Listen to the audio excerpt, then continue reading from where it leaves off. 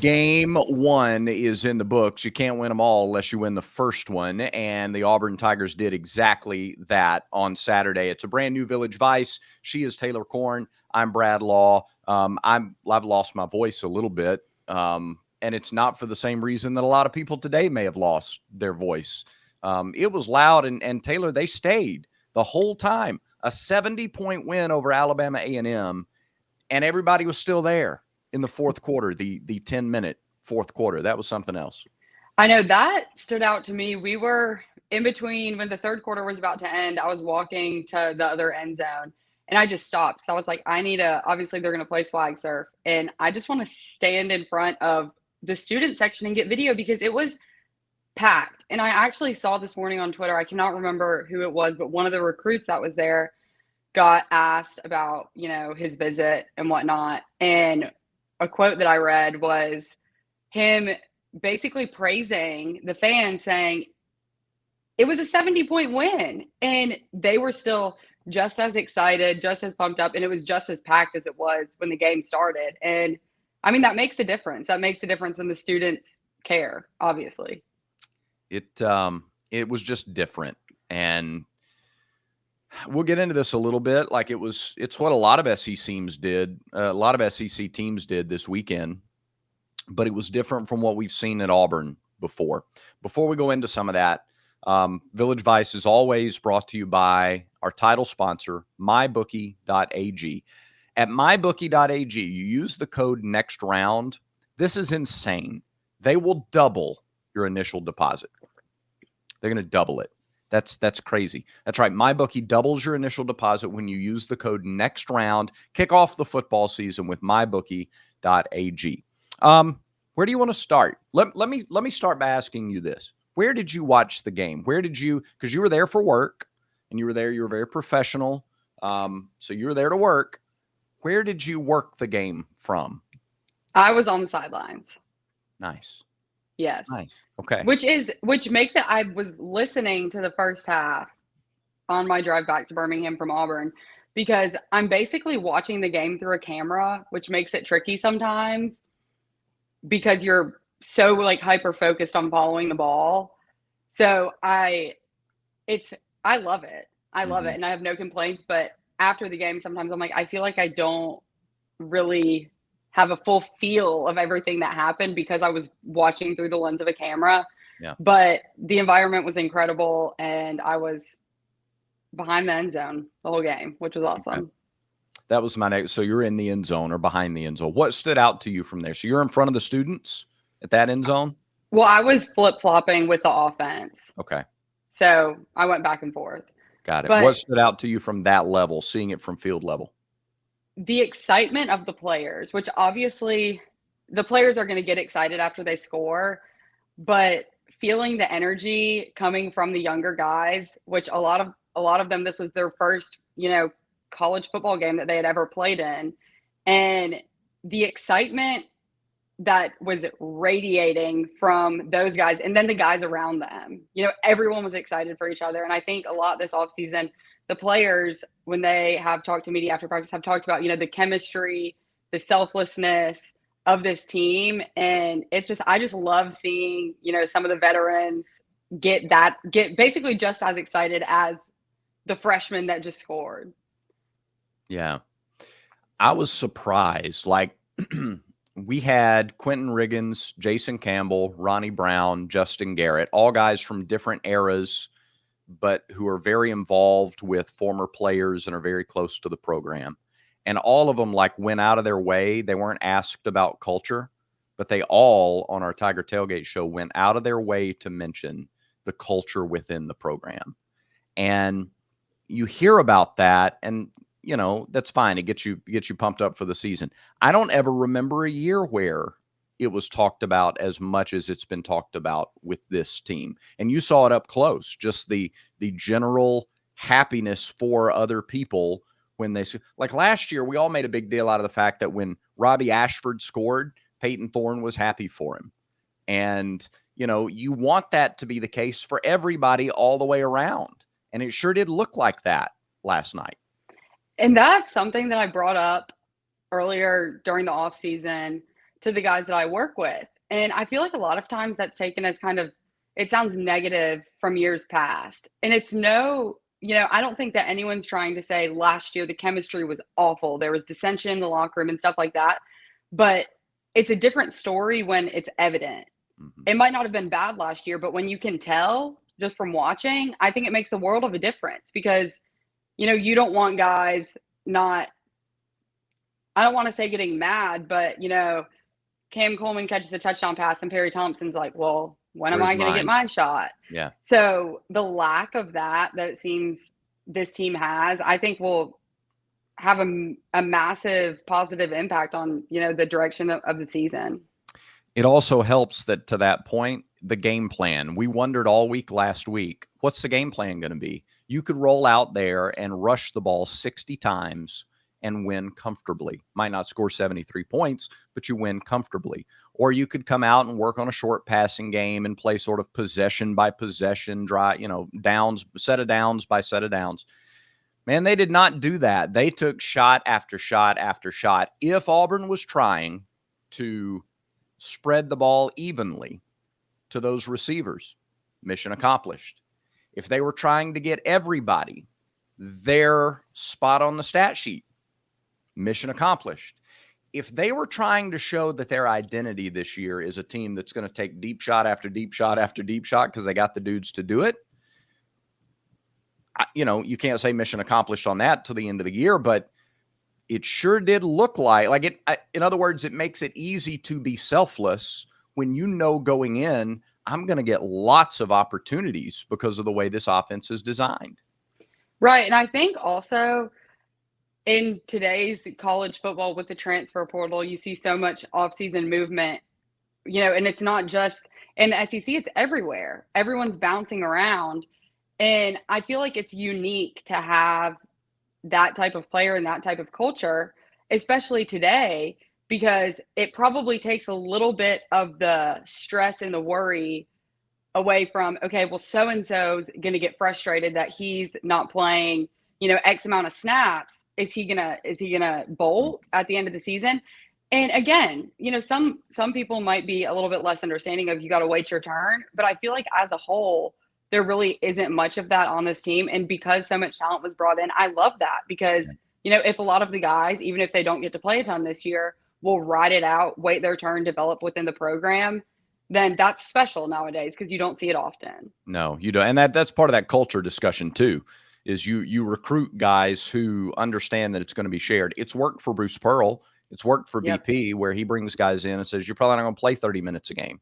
You're not going to play 30, 32 minutes. You're not going to get, 24 shots in a game. You're going to have a role and you're going to be fresh in March as a result. They have spread it around and they make it really difficult on defenses if they try to replicate this game plan in even anywhere close to this game plan the rest of the year. We're going to get into that a little bit as we go on and talk about Cal, but offensively, balance.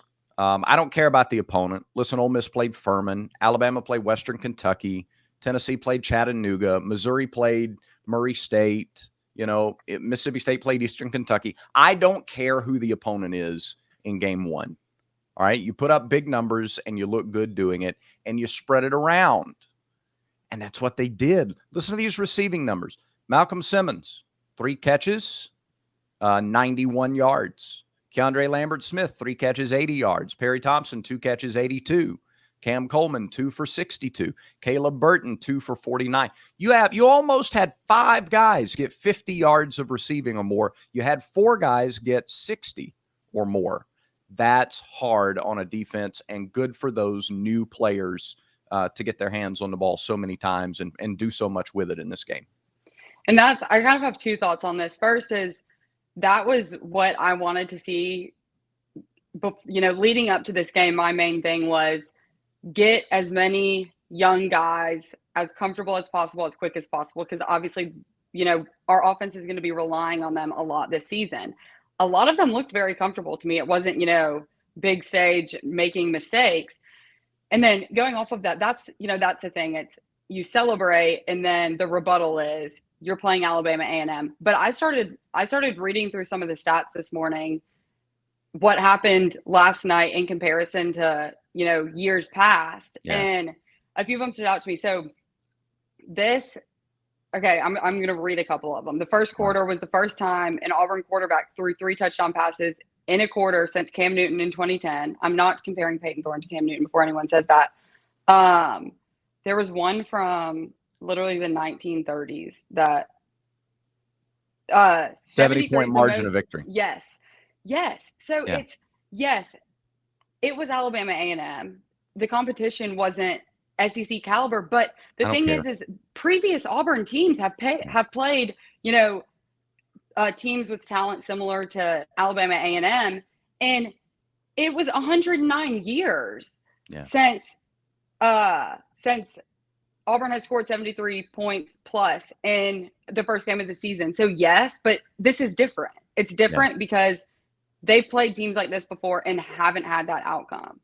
If your only rebuttal to this game, either as an Auburn fan or a fan of another school, to try to minimize it, just take it and cram it, all right? Because it doesn't matter. Auburn's played Alabama A&M in the past. They've played Samford. They've played Alabama State. They've played Chattanooga. They've played lots of these. They've played Furman. They've played Western Kentucky. They've played all of these teams in the past and haven't done what they did Saturday. So I don't really have a lot of time or patience for it was only Alabama A&M. Right. Got it. Understand that. Doesn't matter.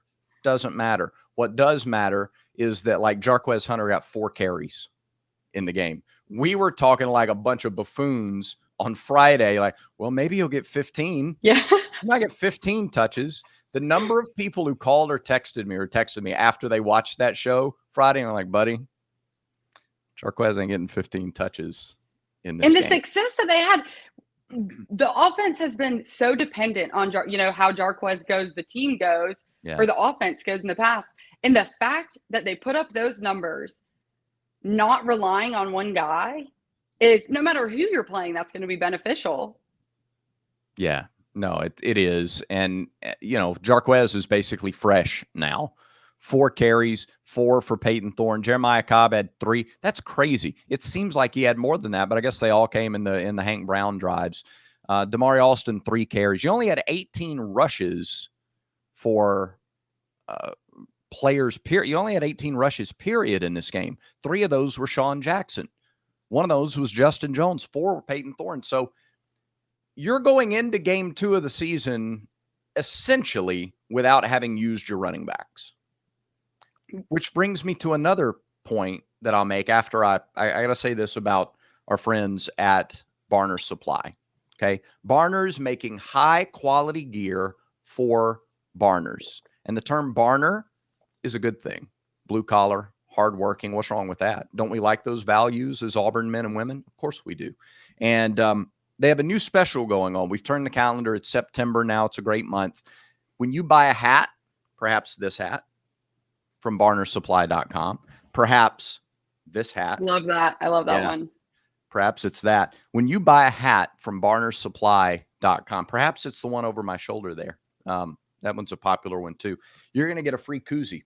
They're going to throw in one of these absolutely free. Make sure you use promo code Village Vice at checkout to get that free koozie. So buy a hat, get a koozie, support the show, and support the wonderful people at barnersupply.com. Use promo code Village Vice at checkout. If Auburn did come out to show that they're going to be a deep passing team, or they at least have the ability to throw the ball downfield a lot during a game and make that an integral part of the offense, it makes the running game, which we've barely seen, that much more dangerous. More dangerous for Cal, more dangerous for Arkansas, for Oklahoma, for all these teams the rest of the way. I thought the message Auburn sent with what it looked like on offense was an important one, because it's even tougher now for opposing teams. Well, and you have a lot more to worry about. I think this is something that we might have talked about on Friday, but going back to last season, Auburn didn't have a passing threat. Yeah. So it was, you're obviously focusing a lot more on the running backs, the running game. And now it's, okay, put your best guy on Cam Coleman, put your best guy on Keandre Lambert-Smith. And then, we've got other guys that they're going to be confident and making a big play when they need to. So I just feel like the preparation of all the teams, like you said, that are going to be playing Auburn in the future, their defensive game plan gets a lot more challenging Yeah. because of all these weapons. What you started seeing Alabama A&M do, you started seeing a linebacker like cheat back a step on the alignment. You started to see the safeties cheat back a step. If Auburn had wanted to at that point, they could have used the RPO game and run the ball, and Jarquez could have had 150 yards in a quarter and a half. Or Damari Alston could have gone 100. Jeremiah Cobb could have gone. If they had wanted to do that, and there were two ways to play it. You could either go run heavy game one and not expose everybody to the receivers and then spring that on them week 2 and beyond, or you could do what they did, which was just go, nope, this is who we are. You got to deal with this. And then when you try to cheat to make up for the downfield passing threat, now that's when your running backs and your tight ends can have a field day. And that's what I expect to see a little more of against Cal going forward. What about defensively? Taylor, anybody stand out to you in particular on defense? The only thing that, which this was not this, not a lot of the guys that we're going to see starting. Yeah. But, well, actually, no, I'm still talking about offense. I was going to talk about the turnovers, but yeah, I think the secondary could have been better. And I think that Hugh Freeze mentioned that in his post-game press conference as well. They got a little handsy at times. There were some penalties that he didn't necessarily want to see. But then again, it's the fact that we're having to nitpick to find the issues, and they've played one game. Things are going to improve over the season. Yeah. Yeah, but I get where he's coming from, and I kind of agree with it. If I have a group that I think is capable of doing way more than anybody else thinks they can do, I'm going to ride them like crazy after a 70-point win. I want to demand perfection that first time out. Number one, I think they can take it. If you're an elite competitor, you can take it, and you want that kind of critical feedback to be the best you can be. And then second of all, everybody understands that it gets harder after Alabama A&M. And I think the schedule kind of perfectly ramps up. This was a great way to go like waist deep into the season. And now, against Cal, you're going to go chest deep. And then against New Mexico, it's a week before conference play. So now you're neck deep.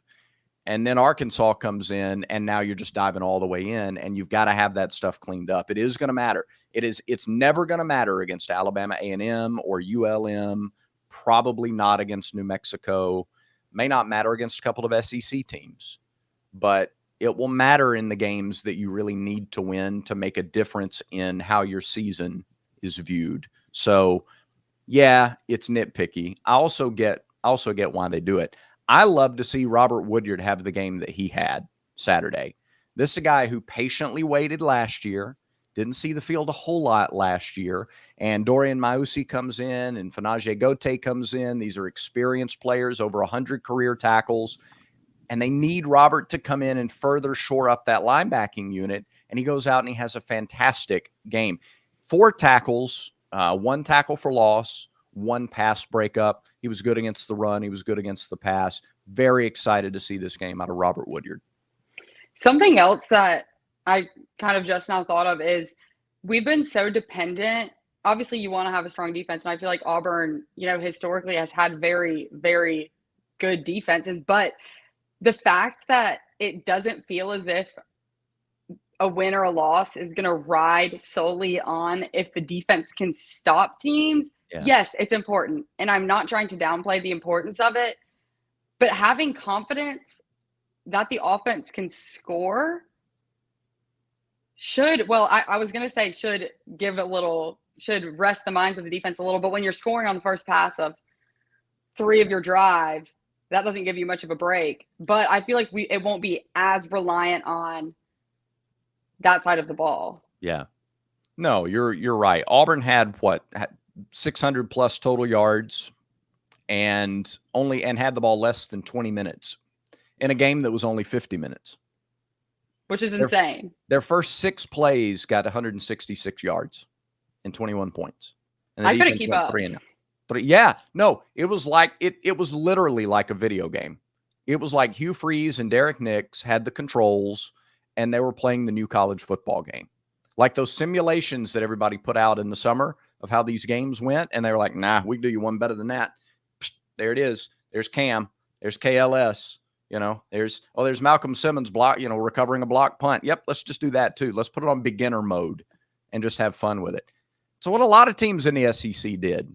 Auburn's not winning every game 73-3, but again, Tennessee ain't winning every game 69-3. Ole Miss ain't winning every game 76-0. Alabama ain't winning every game 63-0. Texas ain't winning every game 52-0. I don't care who the opponent was in week 1. I care that Auburn looked really, really good. Before we wrap things up, I'm going to ask you to be greedy, okay? Okay. What else would you have liked to have seen to have made it a perfect game 1? While you think about that, I'm going to talk about Roback, all right? I've got the hoodie on, not because it's cool, because it's not. It's still hot as blazes outside, but it's such a casual, cozy, lazy Sunday. The Sunday after the first game of the year, I always feel like I've been hit by a truck. And so I'm just going to lounge around and take it easy, and I'm comfortable in my Roback hoodie. They make great-looking polos, stylish polos. They make gear for men and women. It's like soon going to be gift-giving season, and the people in your life are going to feel a little extra special when they open that box and they see the Roback logo. Go to roback.com, use our promo code VICE20, VICE20, and you will get 20% off your entire order. Yeah, order $1,000 worth of stuff. Get 20% off. It'll be great. Or order one item, get 20% off. VICE20 at roback.com. Okay, 70-point win, biggest win since the 30s, most points in an opener since before the Great Depression. Like the Titanic sank a year before this happened the last time. Okay, it's been a long time is what I'm saying. But what could have made it perfect? If I ask you, Taylor, to get greedy, what would you have liked to have seen to have made it perfect? One of the things that I hated to see most, it kind of just made me sad, to be honest, was the Bryce Kane fumble. There was the guys that were in his recruiting class, in his position group, electric games. And that fumble, I mean, I know he hated it. I know that he probably lost some sleep last night over that. But I wish that would not have happened, because that was just that hurt my heart for him because of how much success everyone else was seeing. I'm not saying that every single freshman on the offensive side of the ball needed to score a touchdown, but I hate that for him because of how successful everyone else's season opener was. Well, right. And he had 2 catches, and he had, where is it? I mean, he had 2 catches for 33 yards. That's not a terrible debut, but the fumble came on his last play. And so that's what they remember. Were it not for that, the storyline today would be all 4 of the Freeze 4 did these spectacular things. And now you kind of have to 3 out of the 4 got touchdowns. And yeah, so right, that would have made it perfect. Jarquez Hunter going over 100 yards would have made it perfect. Now, again, he only had the 4 carries, but 53 yards. He averaged over 6 yards a carry on the 3 outside of the long touchdown run. He just a monster. And, for him to have gone over 100 yards in the first game could have been, would have just been one more bullet point to stack up and say the all-SEC running back is on his way. Maybe the Cal game is the game where they just go, all right, 27, go nuts. Go. Yeah. But that we're being greedy. That's what we're being greedy on purpose. We're not criticizing. We're just being greedy. Anything else that would have made it perfect if I asked you to be greedy? I have a question for you, just an opinion question. Okay. There were obviously a lot of big names on campus yesterday. Yeah. Recruiting wise. I don't think that anyone had questions about what the outcome of the game was going to be leading into it. But those guys being at that game, what do you think that did for where Auburn stands with them? I think, if much. Yeah, I think that's a really good question to ask, and that's my last if I could have been greedy thing, and that is to have gotten a commitment or two to go public last night during the game or after the game or like even this morning, even Sunday morning would have been good to if I'm being greedy. I think it's coming. I just if I'm greedy, if I put it in that category, I think having all those guys on campus affected the game plan. I think that's one of the reasons why you see or why you saw Auburn go out and throw it all over the yard. Because if you're a quarterback, if you're a receiver, if you're an offensive lineman, if you're a top defensive player, why wouldn't you want to be a part of what you just saw? Look at how we're going to throw the ball around. Look at how in your first game as an Auburn Tiger, you're going to get 2-3 chances to find the end zone. All you got to do is beat your man once and you're gone and you're going to get it. Our quarterback's going to get it to you. Or you're a quarterback, we're going to give you a chance to throw it all over the field. That's the offense that we run. It's electric. It's high octane. Again, it's like BP and his offenses. You're going to get your shots. You're going to score. You may not play 40 minutes a game, but you're going to get your shots. And if you're a defense, why don't you want to come play in front of this fan base? Yeah. This crowd, this environment.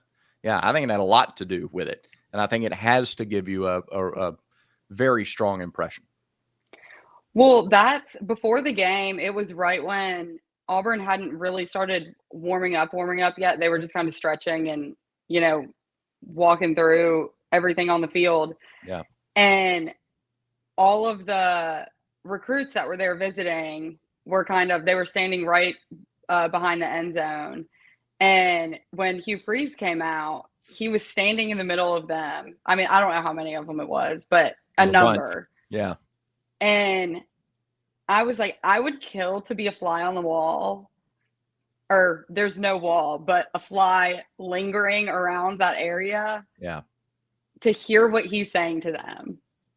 Like, I would love to hear it. Well, we asked him in the postgame show, and he said something to the effect of, you're all on this journey. We're all on this journey together. You're all here together. Let's finish it together. And so, man, even when these guys are in high school and they've all got their separate teams, there's already casting a vision for what the future looks like for them individually and collectively when they're at Auburn. So I think a lot of those guys wind up at Auburn when it's all said and done. And when stuff is public or when it's official, we'll keep waiting to see. But yeah, who's on top of it? Alvin Henderson. On recruiting the players? No, that's not what I was. But yes, you're right. Oh, yeah. He's the one that I see that on Twitter every day. It's something. Yeah. What I was going to say is the folks over at thebarnauburn.com are all over recruiting. Yes. Yeah. Yes. Them and then Alvin as well. But between him and thebarnauburn.com, they pretty much got you covered. At thebarnauburn.com, you can join the message board community, get inside access and recruiting discussion, talk about whatever you like there. And it's only going to cost $1 for the first month. So just check it out. Like, that's what I love, like a taste and see situation. Give it a shot for a month for $1, see what you think, and go from there. But we think you're going to like a lot of really positive feedback from the guys at thebarnauburn.com. So, all right, does this game change your opinion on what the final score of the Cal game will be? Yes, I think so, because I went into the first game with a lot of questions, as many people did, about our offense as a whole. We know that we have a lot of talent, but how well is everyone meshing? Yeah. So I think, yes, it gives me more confidence. I was confident in the talent that was brought in this past offseason, but I didn't know how long it was going to take them to adjust. No one knows. Yeah. And then we have transfers. So it's kind of a melting pot of guys that came from all over the place. And then when they do what they did last night, it gives me – I didn't really have a score prediction in mind heading into the game, but I feel very confident now heading into it that I think that we will be productive offensively. As productive? No. Yeah. But, I mean, I feel a lot better just about the season as a whole. Yeah. That's also not the bar. 73 points isn't the bar. No. Like that's not the pace. That's not the pace car. That's the Alabama A&M game with all the recruits in town and like a debut for all of these guys that you pitched and sold this vision of really changing the culture and flipping and getting things back to a championship level. That's not 73 points isn't the expectation for the year. All right, let's get that clear. I will say this though, I probably would have said, if we had talked last week, I probably would have said low 30s for the Cal game. I'm in the 40s now with what I expect. I mean, I think that's realistic. I think it's achievable. Cal's got a better defense. They forced 3 turnovers in their game against Cal Poly or Cal Baptist or Cal whoever they played. But they forced 3 turnovers, so they're a better defense. But that offense last night that I saw from Auburn, yeah, I expect in the 40s in the Cal game. Now it did change what I think Auburn can do in game 2. And that's 40. They said 40 was their goal. So yeah, I think they'll hit it a lot this year just based on game 1. All right, Taylor, great stuff. Thank you very much. Thank you for all the work you did yesterday. And make sure everybody knows where they can find all of the content that you are churning out all of the time.